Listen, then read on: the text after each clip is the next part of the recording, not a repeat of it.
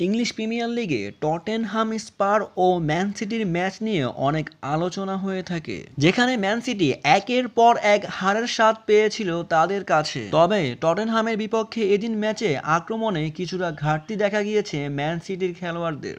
তবে এবার প্রিমিয়ার লিগে টটেনহামকে রুখে দিয়ে এবার ম্যান সিটি দারুণ জয় হাসিল করে।